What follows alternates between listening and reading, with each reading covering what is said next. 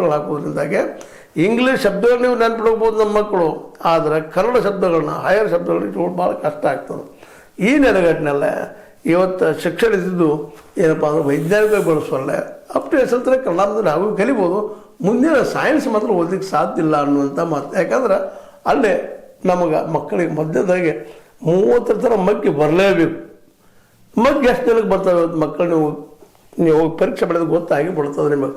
ಅದೇ ಕಾಲಕ್ಕೆ ನೀಟಾಗಿ ಬರೆಯುವಂಥ ಇಂಗ್ಲೀಷ್ ಮಿನಿಮಮ್ ಅರ್ಥ ಆಗುವಂಥ ಶಕ್ತಿ ಬರಬೇಕಾಗ್ತದೆ ಎಸ್ ಎಲ್ ಸಿ ಒಳಗೆ. ಅದು ಭಾಳಷ್ಟು ಸ್ಕೂಲ್ಗಳಲ್ಲಿ ಅದು ಸರ್ಕಾರಿ ಶಾಲೆಗಳ ಒಂದೇನು ಈ ಮಾತೃಭಾಷೆ ಶಾಲೆಗಳಿದ್ದಾವೆ, ಕನ್ನಡ ಇರ್ಬೋದು, ಹಿಂದಿ ಇರ್ಬೋದು, ಮರಾಠಿ ತೆಲುಗು ಇರ್ಬೋದು, ಯಾವುದೇ ಇರ್ಬೋದು. ಇಲ್ಲೇ ಎಲ್ಲ ಕಡೆ ಒಂದೇ ರೀತಿ ಅದ ಪರಿಸ್ಥಿತಿ.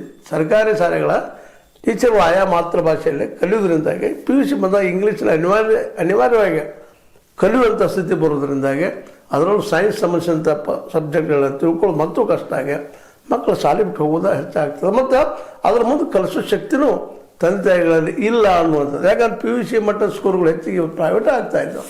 ಹೀಗಾಗಿ ಅಲ್ಲೇ ಒಂದಿಷ್ಟು ಗುಣಮಟ್ಟದ್ದು ಅನ್ನೋಕ್ಕಿಂತರೂ ಈ ಸರ್ಕಾರಿ ಶಾಲೆಯಲ್ಲಿ ಏನೋ PUC ಚೆನ್ನಾಗಿ ಇತ್ತಪ್ಪ ಅಂತಂದ್ರೆ ಅಲ್ಲಿ ಕೆಲವು ಟೀಚರ್ಗಳು ಇಲ್ಲ, ಕೆಲವೊಂದು ಸಬ್ಜೆಕ್ಟು ಇರೋದಿಲ್ಲ. ಅದರಲ್ಲೂ ವಿಶೇಷವಾಗಿ ಆರ್ಟ್ಸ್ ಸಂಬಂಧಿಸಿದ ಸಬ್ಜೆಕ್ಟ್ಗಳು ಕನ್ನಡ ಮಾಧ್ಯಮದಲ್ಲಿ ಕಲಿಯುವಂಥದ್ದು.